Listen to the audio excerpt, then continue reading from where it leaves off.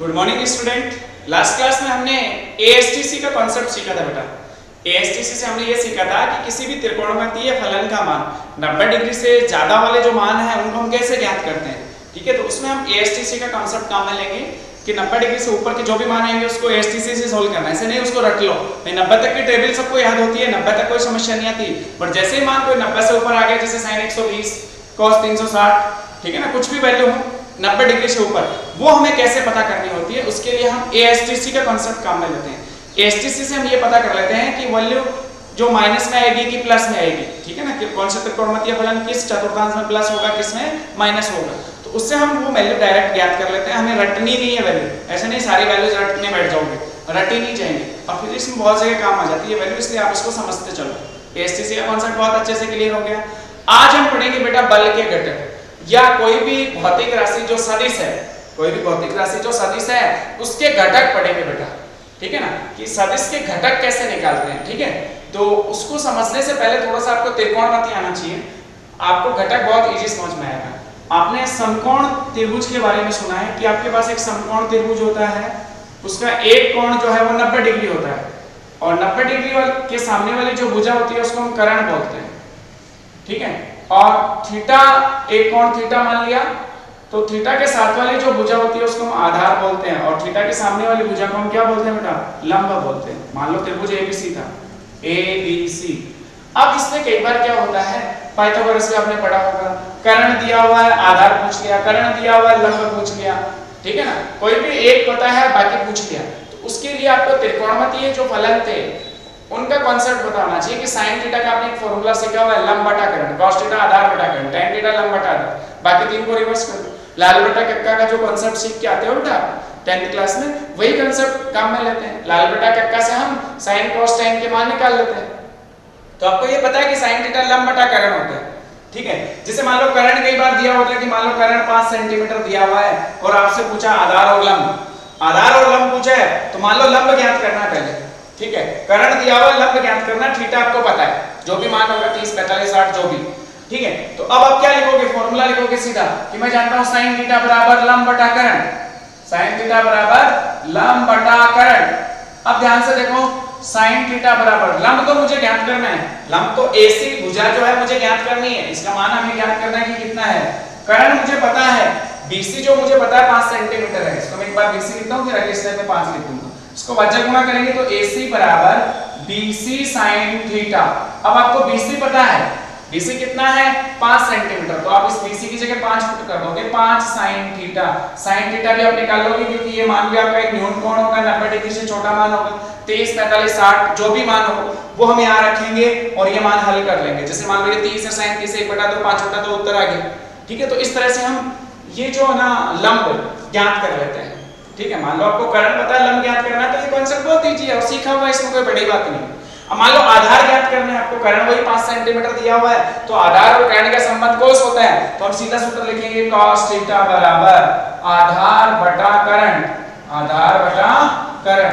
अब आपको पता है कि cos थीटा बराबर आधार जो है वो AB है और कर्ण जो है आपका BC है, तो AB मुझे ज्ञात करना है और BC का मान कितना है बेटा, BC का मान है 5 सेंटीमीटर, तो आप इसको 5 लिख दोगे, 5 cos थीटा, तो ये आपका AB आ गया 5 cos थीटा। कोई समस्या हो तो बोलो, AB का मान आ गया 5 cos थीटा, कोई समस्या हो तो बोलो बेटा, इजी है। ऐसे हम आधार और लंब ज्ञात कर लेते हैं यदि हमें कर्ण दिया हुआ होता है समकोण त्रिभुज में और थीटा का मान पता होता है। तो इस कॉन्सेप्ट को लेके बेटा आज हम पढ़ रहे हैं बल के घटक, कि घटक कैसे निकालते हैं फिर सर, ठीक है ना, और क्या होते हैं वो भी हम चेक कर लेते हैं। ठीक है, तो ये तो आपको पता चल गया त्रिकोणमिति वाला कॉन्सेप्ट, और यही कॉन्सेप्ट हम काम में लेंगे वहां पे, यही कॉन्सेप्ट हमें काम में लेना है। देखो बेटा क्या कॉन्सेप्ट है आपका, कि मान लो हम ऐसे बात करें कि हमारे पास 4 चतुर्थांश होते हैं। कितने चतुर्थांश हैं, 4। इसको पॉजिटिव एक्स एक्सिस बोलते हैं, इसको पॉजिटिव वाई एक्सिस, ये नेगेटिव एक्स एक्सिस, ये नेगेटिव, ऐसे ही बोलते हो।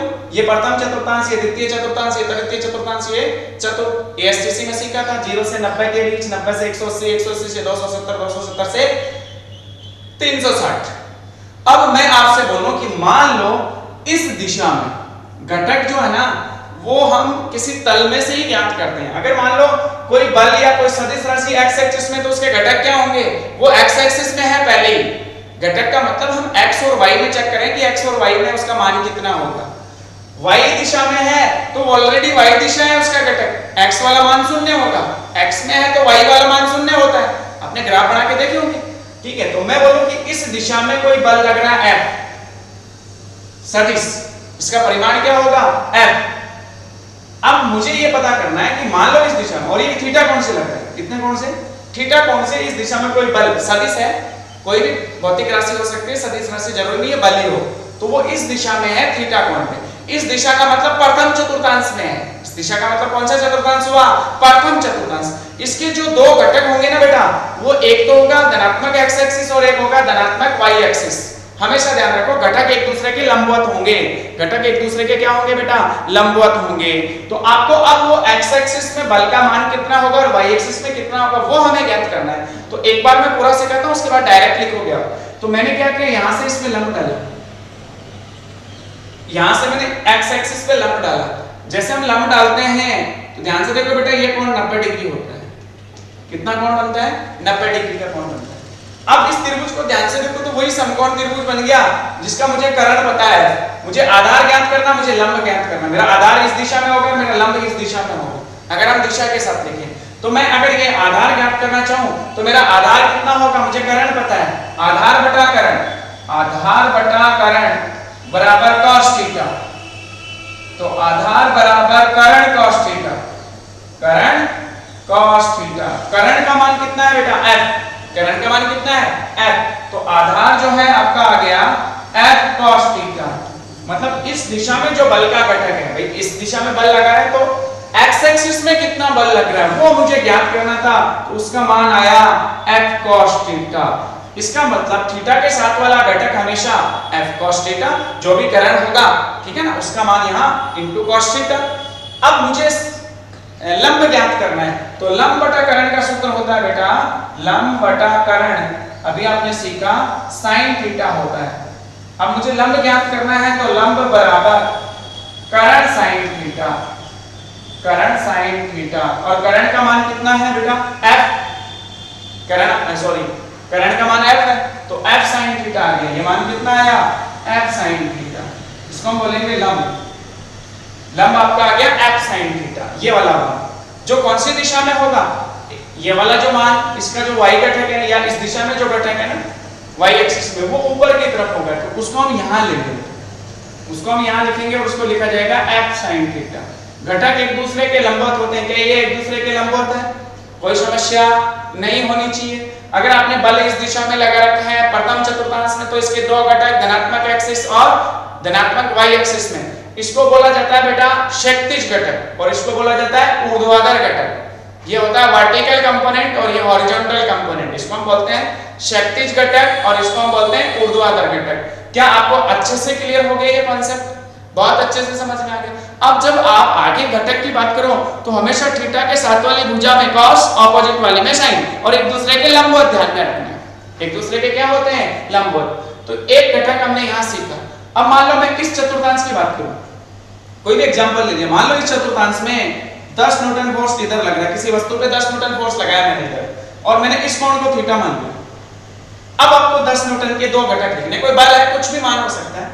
तो 10 न्यूटन इस दिशा में, तो इस 10 न्यूटन के दो घटक सोच के देखो, एक इस दिशा में और एक चतुर्थांश जिसमें लग रहा है ना उसी में देख लो, ये y एक्सिस, ये x एक्सिस, दोनों नेगेटिव y और इसमें होंगे x एक्सिस में, ठीक है। अब मैं बोलूं थीटा के साथ वाला घटक बोल, थीटा के साथ वाला cos, तो इसको लिखा जाएगा tan cos थीटा। क्या लिखा जाएगा, tan cos थीटा। ये वाला क्या होगा बेटा, tan sin थीटा। क्या कांसेप्ट क्लियर हो गया घटक का। थीटा के साथ वाला घटक हमेशा cos होगा, ऑपोजिट वाला हमेशा sin होगा, ऑपोजिट वाला हमेशा क्या होगा बेटा, sin। तो इस तरह से हम घटक कैलकुलेट कर लेते हैं। और एग्जांपल चाहिए, जनरल एग्जांपल, ठीक है ना। मैंने प्रथम चतुर्थांश की बात कर ली, दूसरे की कर ली, तीसरे की कर ली, सॉरी तीसरे की कर ली। अब हम दूसरे चतुर्थांश की बात करते हैं। मान लो इस दिशा में ये कोण थीटा था, 20 न्यूटन बल है। दो घटक बताओ कौन सी दिशा में होंगे, एक इस दिशा में होगा, एक इस दिशा में होगा। इधर थीटा के साथ वाला, थीटा के साथ वाला ही है, तो 20 cos 30, 20 cos theta, 20 cos theta. ये वाला कितना होगा, 20 sin थीटा, ठीक है। मैं इस चतुर्थांश में बात करूं, ये कोण थीटा ले लिया, 20 न्यूटन, दो घटक, थीटा के साथ वाला इधर क्या होगा cos 20 cos थीटा, ये वाला क्या होगा बेटा 20 sin थीटा। समझ में आने लगे? घटक आपको क्लियर हुए कि बेटा घटक में कोई समस्या आई? ध्यान से देखो, इधर वाला क्या हो गया cos, थीटा के साथ वाला cos, ऑपोजिट वाला sin, कितना था कारण आपका 20, तो 20 से दोनों जगह गुणा हो गया। ऐसे ही इसमें किया था हमने, ठीक है। तो आपको ये ध्यान रखना है कि आपका जो भौतिक राशि, चाहे बल हो चाहे कोई और राशि हो, वेग हो, विस्थापन हो, कुछ भी हो, वो कौन सी दिशा में है, जिस दिशा में ना उस दिशा के हिसाब से आपको घटक लिखना है। भाई चार ही दिशाएं होंगी, चार ही तल होंगे हमारे, ये हो गया तल, ये हो गया, ये हो गया और ये हो गया। अब आपका अगर इधर है, इस दिशा में है तो घटक ये हो गए, इस दिशा में है तो घटक ये और ये हो गए, इस दिशा में है तो एक ये होगा और एक ये होगा, और चौथे में है तो इसमें और इसमें होंगे। चार ही चीजें पॉसिबल है। एक्स एक्स में है या वाई एक्स में तो उसके घटक नहीं लिखते, वो तो पहले से ही पता भाई एक्स एक्सिस में है, वो दिशा तो हमें पहले से ही पता होती है। अब हम जनरल कुछ क्वेश्चंस करते हैं बेटा, इसके न्यूमेरिकल सॉल्व करके देखते हैं इन घटक के कुछ एप्लीकेशन, मतलब इनको हम काम में लेते हैं कि कैसे काम में लेना है, आप सीखे कि कैसे लिखना है। तो देखो आगे हम बात करते हैं कुछ न्यूमेरिकल्स की। आपने न्यूटन की गति का दूसरा नियम पढ़ लिया था, किसी वस्तु के संवेग में परिवर्तन की दर जो है वो आरोपित बल के समानुपाती आरोपित बल के बराबर होती है, यही न्यूटन की गति का दूसरा नियम था। और उसके हिसाब से हमने एक सूत्र सीखा था F बराबर m, m द्रव्यमान की वस्तु पर F बल आरोपित करता हूं उसमें ये त्वरण उत्पन्न होता है, जनरल बात थी। तो F बराबर m आपका सीखा हुआ है, मैंने उसमें एक छोटा सा क्वेश्चन भी आपको सिखाया था कि सपोज एक सतह के ऊपर 5 किलोग्राम का ब्लॉक रखा हुआ है, कितने ग्राम का, कितने किलोग्राम का है 5 किलोग्राम का। जनरल बात कर रहे हैं, जनरल एग्जांपल सॉल्व कर रहे हैं, छोटा सा बहुत इजी सा। 5 किलोग्राम का एक ब्लॉक किसी सतह पे रखा हुआ बेटा, अगर मैं इस दिशा से इस पे 10 न्यूटन फोर्स लगाऊं, कितना फोर्स लगाया, कितना बल लगाया आपने 10 न्यूटन। आप जनरल साइंस की बात करो, 5 किलोग्राम का ब्लॉक यहाँ रखा है, इसलिए आपने 10 न्यूटन ऐसे फोर्स लगाया, तो आप सोच के देखो ये ब्लॉक किधर जाएगा, इस डायरेक्शन में, कितने त्वरण से जाएगा ये मुझे फाइंड आउट करना है, कितने त्वरण से इस दिशा में जाएगा वो मुझे ज्ञात करना है। तो हमने न्यूटन की गति के दूसरे नियम से सीखा हुआ F बराबर ma, F बराबर ma, ये दूसरे नियम से हमने व्युत्पन्न किया था फॉर्मूला, ये दूसरा नियम नहीं है। अगर मुझे F पता है, m पता है और a ज्ञात करना है तो a बराबर क्या हो गया सूत्र बेटा F बटा m। F का मान है 10 न्यूटन, m का मान है 5 केजी, आंसर आया 2 मीटर प्रति सेकंड स्क्वायर। त्वरण का मात्रक मीटर प्रति सेकंड स्क्वायर होता है। इस तरह से हमने इसको हल कर लिया। तो इसमें तो हमें कोई घटक वटक की सोचनी नहीं थी, सीधी सी बात है कि भाई जिधर बल लग रहा है उसी दिशा में विस्थापन होता है, उसी दिशा में वो वस्तु जो है वो त्वरित होगी, वो मुझे त्वरण ज्ञात करना है। तो मुझे पता चल गया इधर होगा धनात्मक x दिशा में इतना त्वरण होगा वस्तु। चलो ये तो बहुत जनरल क्वेश्चन था। अब हम इससे संबंधित छोटा क्वेश्चन करते हैं कि मान लो 5 केजी का ही ब्लॉक है आपके पास, कितना बड़ा ब्लॉक है 5 केजी का ही है, और उस पे आपने ऐसे फोर्स नहीं लगा के इस कॉर्नर पे ऐसे फोर्स लगाया 10 न्यूटन, जो कि 36 से 30 डिग्री के कोण पर है, मतलब आपने ऐसे फोर्स लगाया उस पे। अब आप सोचने वाली बात है कि अगर मैं ऐसे भी फोर्स लगाऊंगा ना इस डायरेक्शन में, तो ये जो ब्लॉक है ना वो नीचे नहीं जाएगा। पहली बात तो ऐसा मत सोचना है कि धरती के अंदर चला जाएगा, ये सतह जो है वो हार्ड दी हुई, ठीक है ना, रफ सरफेस है, अंदर नहीं जाएगा। ये अगर जाएगा तो आगे ही जाएगा, अगर हम इस पे ऐसे भी फोर्स लगाते हैं तो ये ब्लॉक आगे ही जाता है, न कि इसके पीछे जाएगा, ठीक है, न तो इधर जाएगा, न नीचे जाएगा, न ऊपर जाएगा। ब्लॉक जाएगा तो इधर ही जाएगा। अब कितने त्वरण से जाएगा वो मुझे कैलकुलेट करना है, वो मुझे फाइंड आउट करना है कि कितने त्वरण से ब्लॉक आगे किसका, मुझे ये चीज कैलकुलेट करनी है। ब्लॉक का द्रव्यमान 5 केजी है, बट इस पर बल की जो डायरेक्शन है वो चेंज कर दी, बल की दिशा बदल दी। पहले हमने सीधे सीधे लगाया था विस्थापन की दिशा में, तो ये तो जनरल था। अब हमने ऐसे बल लगाया, अब हमें लिखने होंगे घटक। ऐसे बल लग रहा है तो इसके दो घटक, एक इस दिशा में और एक नीचे की तरफ, एक इस दिशा में और एक नीचे की तरफ। अगर आपने ऐसे लगा रखा है तो जब बल आपका इसमें लगा रखा है चौथे चतुर्थांश में, तो एक घटक तो आपका इस दिशा में होगा आगे की तरफ, और एक होगा आपका नीचे की तरफ। अब आपको देखना है थीटा कितना है 30 डिग्री, तो इसके साथ वाला घटक cos होता है क्या, कर्ण कितना है 10, इसको लिखा जाएगा 10 cos 30 डिग्री। और ये वाला जो घटक होगा ना थीटा के ऑपोजिट वाला, उसको लिखा जाएगा tan sin 30 degree, tan sin 30 degree. वो नीचे की तरफ होगा बेटा, वो किधर होगा नीचे की तरफ। अब ध्यान से देख, आपको ये पता चल गया कि एक्स एक्सिस में बल कितना लग रहा है इसमें 10 cos 30, द्रव्यमान कितना है 5 किलोग्राम, तो त्वरण कितना होगा बेटा A बराबर F बटा m वाला सूत्र होगा 10 cos 30 बटा 5। आगे हल कर लो, 5 से इसको काट लो 2 cos 30 का मान होता है √3/2 sin 60 के बराबर, 2 से 2 कट गया, आपका उत्तर आया √3 मीटर प्रति सेकंड स्क्वायर, √3 मीटर प्रति सेकंड स्क्वायर। क्या कॉन्सेप्ट समझ में आ गया? पहले यही सेम क्वेश्चन था, 10 न्यूटन बल था, 5 किलोग्राम का द्रव्यमान था, 2 मीटर प्रति सेकंड आया था, स्क्वायर आया था त्वरण। अब कितना आया √3 मीटर पर सेकंड स्क्वायर। आपने क्या बल की दिशा चेंज कर दी? क्या कर दिया आपने? बल की दिशा, आपने बल का जो कॉन्सेप्ट है उसको चेंज कर दिया कि कैसे लगा रहे हो, ठीक है ना। तो डायरेक्शन आपने चेंज कर दी, ऐसे 30 डिग्री से लगाया, तो इसका मतलब 10 न्यूटन पूरा का पूरा तो इस डायरेक्शन में नहीं लगा, इसके दो घटक होंगे, एक ये वाला और एक ये वाला। तो ये क्वेश्चन मैंने क्यों कराया? घटक सिखाने के लिए कि घटक कैसे ज्ञात किए जाते हैं। थीटा के साथ वाला हमेशा cos, ऑपोजिट वाला हमेशा sin, ठीक है। थीटा देख लो कितना है 30 था, तो cos 30 sin 30 लिखा, और करण कितना था 10 लिखा। और क्वेश्चंस करते हैं बेटा, ठीक है ना, इजी है क्वेश्चंस, समझ में आएंगे आपको। देखो ध्यान से,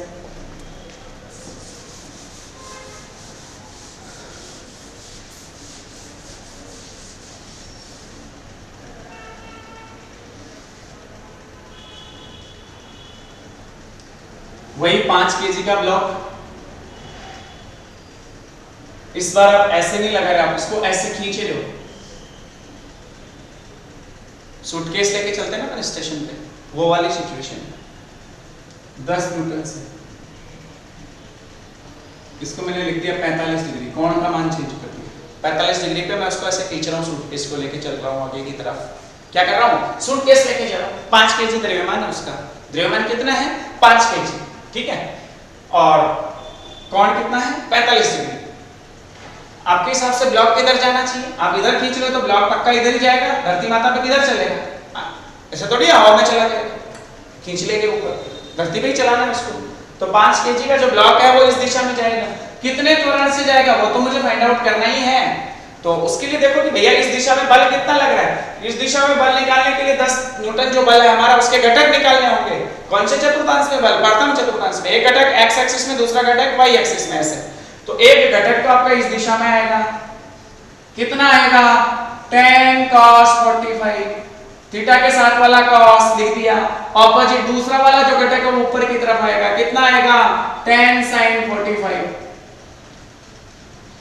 यही आएगा क्या? अब मुझे तो त्वरण ज्ञात करना है ना, इस दिशा में कितने त्वरण से ब्लॉक आगे चलेगा। तो मेरा जो त्वरण है A बराबर F बटा m, इस दिशा में बल कितना है 10 cos 45 बटा द्रव्यमान कितना है आपके ब्लॉक का 5 केजी, सिर्फ 5 से काट लो तो A बराबर उत्तर आया 2 cos 45, cos 45 की वैल्यू 1/√2, 2 into 1/√2, आंसर आ गया। 2 से इसको काट लो √2 आ गया, मीटर प्रति सेकंड स्क्वायर, ये आंसर हुआ। त्वरण कितना आ गया √2 मीटर पर सेकंड स्क्वायर। देखो अब अलग है, आपने कोण चेंज कर दिया, आपने दिशा चेंज कर दी, सब कुछ वैसे ही हुआ, ठीक है। एक और क्वेश्चन करते हैं बेटा, इजी कॉन्सेप्ट लेके, आसान है, ठीक है। दूसरा क्वेश्चन देखो, मैं 2 डायरेक्शन में लगा दूं बल, ब्लॉक वही 5 केजी का है, ब्लॉक कितने द्रव्यमान का है बेटा 5 केजी का। एक भाई साहब इसको इधर खींच रहे हैं 20 न्यूटन से, और ये कोण मान लिया 60 डिग्री। एक भाई साहब इसको इधर खींच रहे हैं 10 न्यूटन से, और ये कोण ले लिया 30 डिग्री। अब बताओ ब्लॉक किस दिशा में जाएगा और कितना त्वरण होगा? क्वेश्चन समझ में आया क्या करना है? ब्लॉक कौन सी दिशा में जाएगा और कितने त्वरण से जाएगा, ये चीज मुझे पता करनी है। 2 दिशाओं में खींच रहे हैं, एक इधर खींच रहा है और एक इधर खींच रहा है। ऐसा तो नहीं है कि ऊपर ले जाएंगे उठा के इसको, ऐसा नहीं होगा। ये ब्लॉक चलेगा तो धरातल के ऊपर ही, ठीक है ना, गति करेगा तो धरातल के ऊपर ही गति करेगा। कौन सी दिशा में जाएगा और कितने त्वरण से जाएगा, मुझे ये पता करना है, ठीक है। तो इसके लिए ध्यान से देखो, वही घटक निकालने, 20 न्यूटन इस दिशा में, तो इसका एक घटक तो इस दिशा में, दूसरा घटक इस दिशा में। थीटा के साथ वाला cos, तो ये तो हो जाएगा 20 cos 60, और ये हो जाएगा 20 sin 60।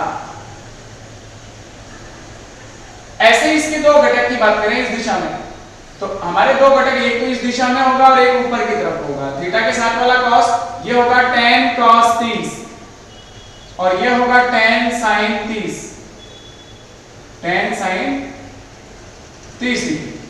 अब मैं इनके मान चेक करूं, tan cos 30 कितना हुआ, tan मल्टीप्लाई cos 30 की वैल्यू √3/2, 2 से इसको काट लो, ये वैल्यू आ गई 5√3 मीटर प्रति न्यूटन बल है, न्यूटन। मैं इसकी वैल्यू चेक करूं, 20 cos 60 sin 30 के इक्वल 1/2 10 न्यूटन। जनरल सोच के देखो, इधर बल लगा ब्लॉक पे 10 न्यूटन और उसके ऑपोजिट डायरेक्शन में जो बल था वो आया 5√3 न्यूटन। ये बल कितना आया, 5√3 न्यूटन। सोच के देखो बड़ी वैल्यू कौन सी है, ये वाली है कि ये वाली, ये वाली। तो इसका मतलब ब्लॉक पक्का इस दिशा में जाएगा। ब्लॉक कौन सी दिशा में जाएगा, इस दिशा में। कितने त्वरण से जाएगा, a से। तो मुझे a पता करना है, तो a का फॉर्मूला होगा F नेट, परिणामी बल अपॉन द्रव्यमान। एक्चुअल में परिणामी बल कितना होगा, जैसे मैं मेरे को एक भाई साहब इधर 20 न्यूटन से खींच रहे हैं, इधर एक 10 न्यूटन से खींच रहे हैं, इधर 10 से खींच रहा है, इधर 20 से खींच रहा है, मैं किधर जाऊंगा, कितने बल से जाऊंगा, 10 न्यूटन। 10 न्यूटन ज्यादा लगा ना इस तरफ, तो मेरा बल इधर ज्यादा है तो मैं इस दिशा में जाऊंगा। अब कितने त्वरण से जाऊंगा, 20 माइनस 10 बटा द्रव्यमान, जैसे मेरा 70 kg, 20 बटा 10 माइनस 10 बटा 70। अब आपका ब्लॉक का द्रव्यमान 5 kg है, इधर बल लग रहा है 10 न्यूटन, इधर बल लग रहा है 5√3, तो परिणामी बल कितना होगा बेटा, a बराबर 10 माइनस 5√3। द्रव्यमान कितना था, 5 kg, भाग दो, इसमें भी जाएगा इसमें भी जाएगा, 2 माइनस √3 मीटर प्रति सेकंड स्क्वायर से ये ब्लॉक जो है वो इस दिशा में जाएगा। 2 माइनस √3 की वैल्यू 1.7321 कुछ ऐसी होती है, उसको माइनस कर लो, त्वरण का मान बहुत छोटा आएगा। उतने त्वरण से ये ब्लॉक इस दिशा में जाएगा, धनात्मक एक्स एक्सिस में। क्या आपको घटक के कॉन्सेप्ट समझ में आने लगे? जब भी आप किसी भौतिक राशि का घटक लिखो, थीटा के साथ वाला कॉस, ऑपोजिट वाला साइन दिमाग में फिट कर लो। शॉर्ट ट्रिक बहुत इजी होती है, आपको कहीं त्रिकोणमिति में जाने की जरूरत ही नहीं पड़ती। ठीक है बेटा, नेक्स्ट क्लास में पढ़ेंगे। Thank you.